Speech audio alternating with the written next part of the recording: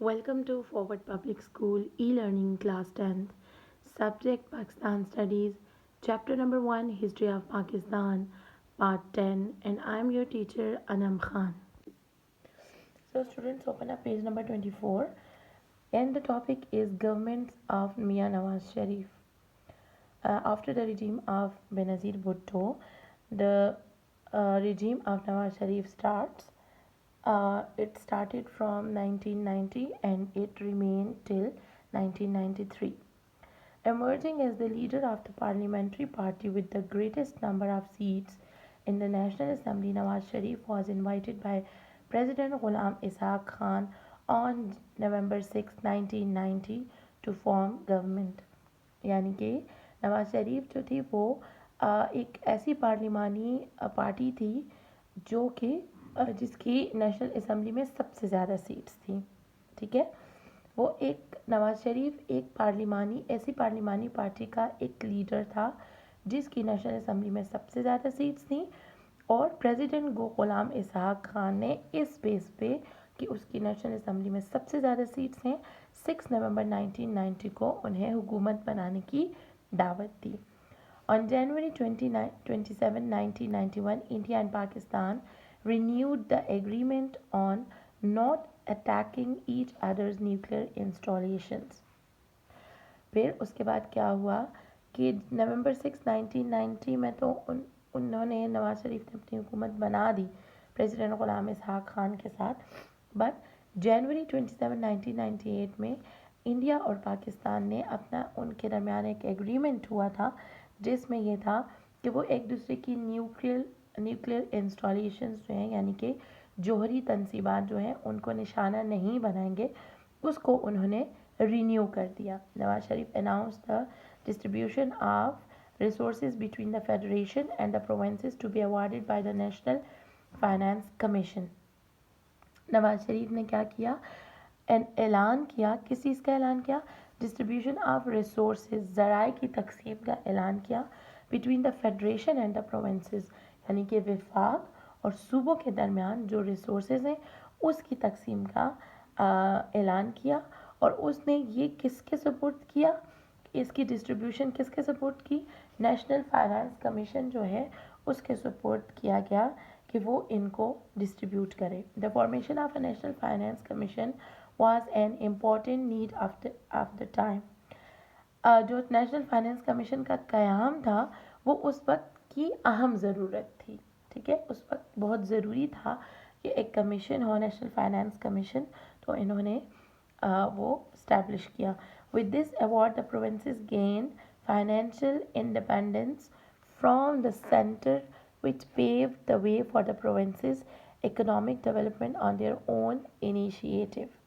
क्या है, इस कमीशन के क़याम का क्या मकसद था कि प्रोविंसेस जो हैं वो सेंटर जो आपका मरकज़ है, जो आपका फेडरेशन है, जो आपका फेडरल है, सेंटर जो है उससे उसको एक माली आज़ादी मिल जाएगी और जो कि पेव्ड का मतलब है हमवार करना. The way for provinces economic development on their own initiative, वो अपने इनिशिएटिव पे अपनी माशी तरक्की, जो सूबों की जो माशी तरक्की है वो अपने तौर पर करने के लिए उनके लिए एक रास्ता हमवार हो गया. मतलब उनको सेंटर से जो उनके ऊपर फाइनेंशियल फ़र्ज़ करो कोई इस तरह की पाबंदियाँ थी या कोई रिस्ट्रिक्शंस थी तो उनसे उनको आज़ादी मिल गई है. और इस तरह से ये था कि वो अपने तौर पर ख़ुद इनिशिएटिव्स लेंगे अपने प्रोविंस को डेवलप करने के लिए. तो उसके लिए ये एक बहुत अच्छा स्टेप था जो इन्होंने ये formation of national finance commission जो था. On the issue of distribution of waters of the river Indus, chief ministers of all the 4 provinces signed an agreement in 1991. फिर उसके दरमियान में क्या इशू आया था कि पानी की तकसीम के ऊपर, रिवर इंडस का जो पानी है उसकी तकसीम के ऊपर कोई इशू आया था. तो जो प्रोविंसेस हैं, जो 4 प्रोविंसेस हैं, उनके जो चीफ मिनिस्टर्स हैं उन्होंने 1991 में एक एग्रीमेंट साइन किया. अच्छा, फिर क्या हुआ कि the council of common interest which is a constitutional body for resolving conflicts between the center and the provinces. अच्छा, काउंसिल ऑफ कॉमन इंटरेस्ट है, जो कि किस लिए है, कॉन्स्टिट्यूशनल बॉडी है, एक आईनी इदारा है एक, फॉर रिजॉल्विंग कॉन्फ्लिक्ट, रिजॉल्विंग मतलब हल करना, कॉन्फ्लिक्ट्स कोई तजाद उनके दरमियान में आ जाए, कोई डिफरेंसेस आ जाए between the centre and provinces, मरकज़ और सूबों के दरमियान, और उसके बाद सेंटर और प्रोविंस के दरमियान कोई भी इशू आ जाए तो ये जो काउंसिल ऑफ कॉमन इंटरेस्ट है ये उनको सॉल्व करता है।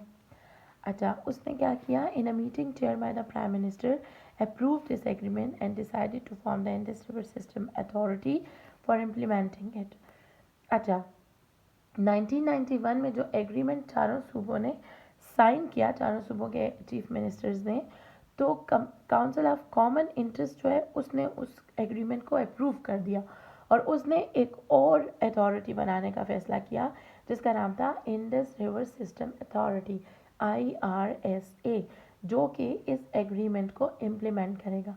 इस एग्रीमेंट के इम्प्लीमेंटेशन के लिए उसने फिर एक और अथॉरिटी बना दी, इंडस रिवर सिस्टम अथॉरिटी, जो कि इस एग्रीमेंट को इम्प्लीमेंट करेगा। To improve the economy on January 1991 the privatisation commission was formed with the objective to lessen the burden on the treasury by privatizing those state-run economic enterprises which were incurring losses। अच्छा, क्या है कि मईशत को, economy को improve करने के लिए 22 जनवरी 1991 में क्या हुआ, एक प्राइवेटाइजेशन कमीशन बनाया गया। What is privatisation, निजकारी। आप पहले भी हम अपने प्रीवियस टॉपिक्स में, प्रीवियस लेक्चर्स में ये डिस्कस हो चुका है। तो उसमें ये था कि जो कोई ऐसी चीज़ जो कि स्टेट के ओनरशिप में है उसको आप प्राइवेटाइज कर देते हैं, कोई और उसको ले लेता है, जिससे उसमें इम्प्रूवमेंट आती है। ठीक है, और इस ऑब्जेक्टिव, इसके बिहाइंड क्या था कि lesson the burden on the treasury. Lesson मतलब कम करना, बर्डन जो इनका बोझ होता है, यानी कि मुल्की ख़जाने के ऊपर जो बोझ है उसको कम किया जाए। जो स्टेट रन यानी जो हुकूमती इकोनॉमिक एंटरप्राइजेज़ हैं, जो हुकूमती माशी कारोबारी मुहिम है, उनको प्राइवेटाइज़ किया जाए कि हुकूमत उनको किसी और की ओनरशिप में दे दें, विच वर इनक्योरिंग लॉसेस। ऐसी कंपनीज या ऐसे बैंक्स या कोई भी ऐसा डिपार्टमेंट या कोई भी ऐसा इंस्टीट्यूशन जो उस वक्त के हिसाब से नुकसान उठा रहा है, लॉस में जा रहा है, उसको वो प्राइवेटाइज़ कर दें। तो इससे ये होगा कि हुकूमती ख़जाने के ऊपर बोझ कम पड़ेगा। The government introduced certain reforms which facilitated foreign investment in the country and exports increased up to 12%. Thus, the country's foreign exchange increased. क्या है, गवर्नमेंट ने इंट्रोड्यूस, मुतारिफ करवाए, सर्टन रिफॉर्म्स, इस किस्म के इस्लाहात गवर्नमेंट ने मुतारिफ करवाए, विच फैसिलिटेटेड, जो कि सहूलियात फराहम करें, foreign investment in the country, जो कि फ़ॉरेन इन्वेस्टमेंट, गैर मुल्की सरमायाकारी को फैसिलिटेट करे, उनको सहूलतें दें मुल्क में, and exports increase up to 12%, और आपकी जो दरामदात हैं वो 12% उसमें उससे क्या हुआ कि आपकी दरामदात में 12% इजाफा होगा। दस कन्वर्सेंट इंक्रीज़, और इस तरह से जो मुल्की ज़र मुबादला है वो भी क्या होगा, ज़्यादा होगा, बढ़ेगा। मतलब ज़ाहिर है कि कुछ इस किस्म की गवर्नमेंट ने रिफॉर्म्स लेके आए जिससे जो मतलब फॉरेन इन्वेस्टर्स हैं वो आए, वो उनको फैसिलिटेट करें, उनको सारा जो उनके जो कुछ भी है अकॉर्डिंग टू द प्रोजेक्ट या अकॉर्डिंग टू देयर रिक्वायरमेंट्स वो उनको प्रोवाइड करें। तो इससे ये हुआ कि उन्होंने हमारी जो इकॉनमी थी, हमारी जो एक्सपोर्ट्स थी, वो 12% बढ़ गई, और इससे हमारा जो ज़र मुबादला है वो भी इंक्रीज़ हुआ। The government also announced an agricultural policy aimed at promoting the development of agriculture sector in the country। Government ने क्या किया कि एक ज़रूरी पॉलिसी भी, मतलब एक ज़रूरी हिकमत अमली का भी ऐलान किया, जिसका मकसद था कि वो एग्रीकल्चर, मुल्क के एग्रीकल्चर सेक्टर जो है, एग्रीकल्चर जो शोबा है, ज़रूरी शोबा जो है, उसमें क्या करे, उसमें तरक्की को, मतलब उसके फ़रोग़ को, उसमें तरक्की को, उसमें डेवलपमेंट को वो मज़ीद प्रमोट करें। कि जो मतलब फ़र्ज़ करें कैसे प्रमोट होगा कि अगर वो فرٹیلائزرز کون سی یوز کر رہے ہیں، یا اگر وہ ہل چلا رہے ہیں تو اس کے لیے وہ جدید جو ایکوپمنٹس ہیں یا ان کے جو کنسرن جو بھی چیزیں ہیں ان سے ریلیٹڈ، بیج سے ریلیٹڈ، فرٹیلائزر سے ریلیٹڈ یا ہل چلانے سے ریلیٹڈ ان کو ٹریکٹرز دیے جائیں، ان کو ٹرین کیا جائے. یہ ساری چیزیں جو ہیں اس پالیسی میں شامل تھیں. It encompassed the provision of both financial and non-financial incentives of the farmers. Encompassed مطلب گھیر لینا. The provision of both financial and non-financial incentives of the farmer. اچھا اس نے کیا کیا کہ جو فارمرز کو انسینٹیوز دیے جاتے تھے، یعنی کہ معاوضہ دیا جاتا تھا جو فائنینشیل ہو یا نان فائنینشیل ہو، اس کی فراہمی کو اس نے گھیر لیا تھا. ٹھیک ہے، مطلب اس کی وجہ سے ان کی جو فراہمی تھی وہ مطلب کم ہو گئی تھی، اس کو اس نے انکمپسڈ کر دیا تھا، مطلب ختم کر دیا تھا ایک طرح سے. شریعت بل 1991 was introduced in and passed by the national assembly. 1991 میں ایک شریعت بل متعارف کرایا گیا جو کہ نیشنل اسمبلی نے اس کو منظور کیا. This bill was aimed at ensuring the primacy of the Quran and Sunnah in legal and administrative affairs. اچھا اس کا کیا مقصد تھا کہ یقین دلایا جائے، یقین دہانی کرائی جائے کس چیز کی؟ قرآن اور سنت کی پرائمیسی کی. پرائمیسی مطلب اس کی اولیت کی، کہ اس کو ترجیح دی جائے گی قرآن اور سنت کی. ان لیگل، قانونی اور ایڈمنسٹریٹو مطلب قانونی اور انتظامی معاملات میں قرآن اور سنت کو ترجیح دی جائے گی. The بیت المال was created with the objective of welfare of the poor and needy. اس مقصد کے ساتھ بیت المال بنایا گیا کہ وہ غریب اور ضرورت مند کی بہبود کے لیے کام کرے گی، ان کی مدد کرے گی. To tackle the problem of increasing unemployment, the government launched self-employment scheme under which the unemployed population could receive 3 kinds of loans. اچھا کیا ہے کہ to tackle the problem of بے روزگاری کے بڑھتے ہوئے مسائل سے نپٹنے کے لیے انہوں نے گورنمنٹ نے کیا کیا کہ 3 قسم کے قرضے متعارف کروائے. جو ان امپلائڈ پاپولیشن ہے، بے روزگار آبادی ہے، ان کے لیے سیلف امپلائمنٹ اسکیم یعنی کہ خود روزگاری کی ایک اسکیم متعارف کرائی. کاروبار کی، کہ سیلف امپلائمنٹ مطلب خود روزگاری، مطلب آپ خود کاروبار کریں، اس کی ایک اسکیم چلائی جس کے ذریعے وہ 3 قسم کے قرضے دے رہے تھے. ایک 50,000 کا 150,000 اور 50,000 150,000 اینڈ 3,000 روپیز 300,000 روپیز، یعنی کہ 50,000 150,000 1,50,000 یعنی کہ 1.5 لاکھ اور 3 لاکھ. یہ 3 قسم کے قرضے وہ پرووائڈ کر رہے تھے. The government also announced a labor policy under which all employees from grade 1 to 16 in both government and semi-government departments received ad hoc allowance. پھر انہوں نے ایک لیبر پالیسی بھی متعارف کرائی. اس میں کیا تھا کہ گورنمنٹ ہے یعنی مطلب سرکاری ادارے ہیں یا نیم سرکاری ادارے ہیں، ان کے جتنے بھی امپلائیز ہیں گریڈ 1 سے لے کے گریڈ 16 تک ان کو ایڈ ہاک الاؤنس میں دیا جائے گا. لائک فرض کریں وہ نائٹ شفٹ لگاتے ہیں، اوور ٹائم لگاتے ہیں، یا پیٹرول اناؤنس ہو گیا، ہیلتھ اناؤنس ہو گیا، یا اس طرح کا ہاؤس رینٹ ہو گیا، یہ سارے ایڈ ہاک الاؤنسز جو ہیں وہ ان کو پرووائڈ کیے جائیں گے، ان کو دیے جائیں گے. The government of Mian Nawaz Sharif in 1992 launched a motorway between Islamabad and Lahore so as to reduce traffic jams. However, it was during Nawaz's second term in office that it was completed. The motorway was inaugurated in 1997. کیا ہے کہ government Mian Nawaz Sharif نے اپنی government میں 1992 میں motor وے اسلام آباد سے لاہور کے درمیان ٹریفک جیم کو کم کرنے کے لیے ایک موٹر وے کو لانچ کیا. ٹھیک ہے، تاہم یہ موٹر وے جو ہے اسٹارٹ اس کے فرسٹ ٹرم میں ہوئی تھی، لیکن کمپلیٹ جو ہے یہ سیکنڈ ٹرم میں. جب فرسٹ ٹرم اس کا کمپلیٹ ہوا، جب دوسری دفعہ وہ حکومت میں آیا تو دوسری دفعہ وہ کمپلیٹ ہوا تھا، اور اس کا افتتاح اس نے 1997 میں کیا تھا. On September 5, 1992, the Prime Minister, to promote self-reliance, initiated public transport program for the self-employed youth. Road transport vehicles such as taxi, bus, van, truck, pickup, motor, rickshaw, etc. of all types could obtain on only 10% down payment. کیا ہے کہ September 5, 1992 میں نواز شریف نے کیا کیا کہ اس نے ایک خود انحصاری کے پروگرام کو، سیلف ریلائنس، خود انحصاری کے پروگرام کو اس نے شروع کروایا، متعارف کروایا. اس میں یہ تھا، کیا تھا کہ پبلک ٹرانسپورٹ پروگرام، جو پبلک ذرائع آمد و رفت ہے یا پبلک ٹرانسپورٹ پروگرام ہے for the self employed youth, یعنی کہ جو خود روزگار کرنے والے جوان ہیں.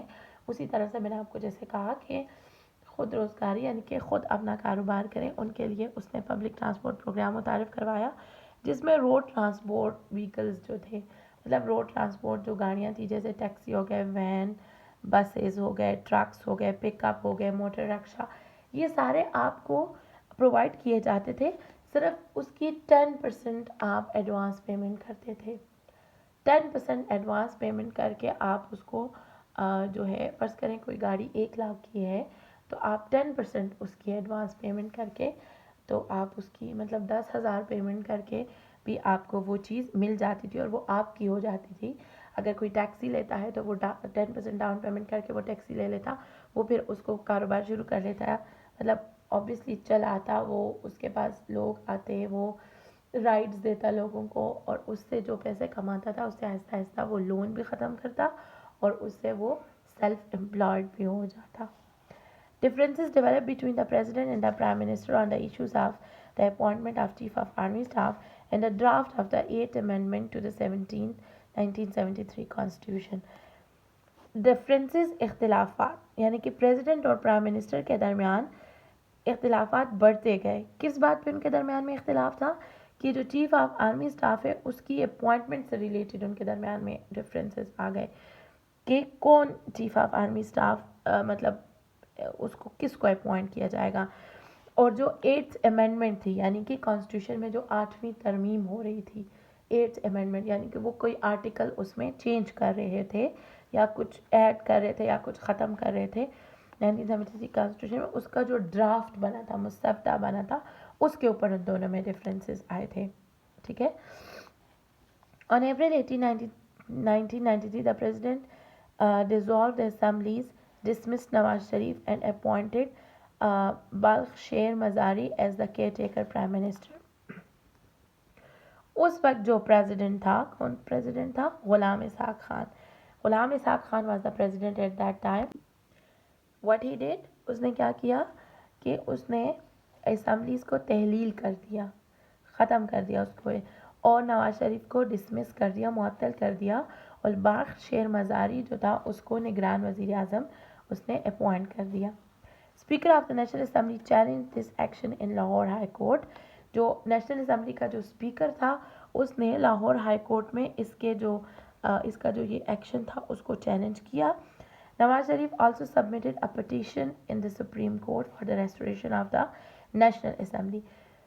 نواز شریف نے کیا کیا کہ نیشنل اسمبلی کی بحالی کے لیے، ریسٹوریشن، بحالی کے لیے اس نے سپریم کورٹ میں ایک درخواست جمع کروا دی.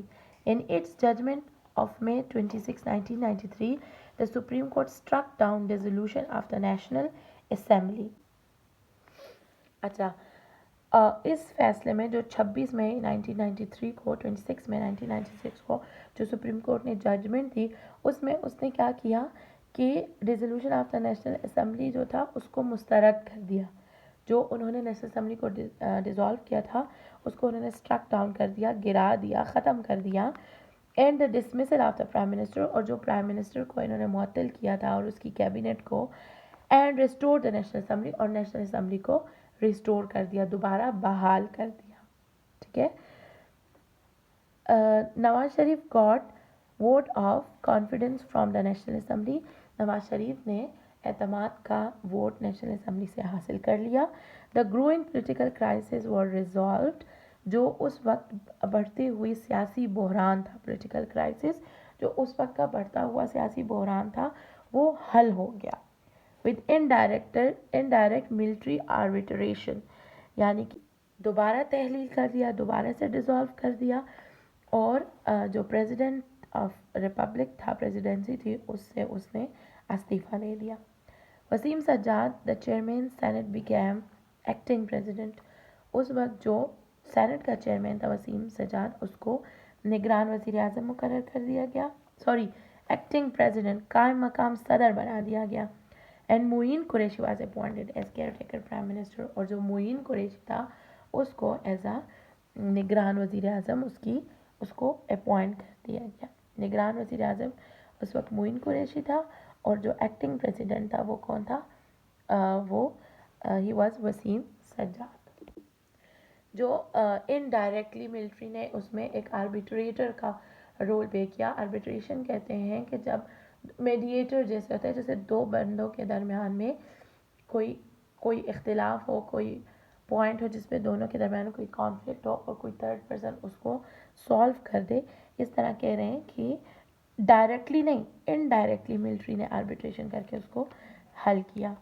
That led to the resignation of Ghulam Ishaq Khan from the presidency. तो उसने क्या किया, उससे जो मतलब पॉलिटिकल क्राइसिस भी ख़त्म हुए और जो रिस्टोर हुई नेशनल असम्बली, उससे गुलाम इसहाक खान ने क्या किया, अपनी सदारत से इस्तीफ़ा दे दिया।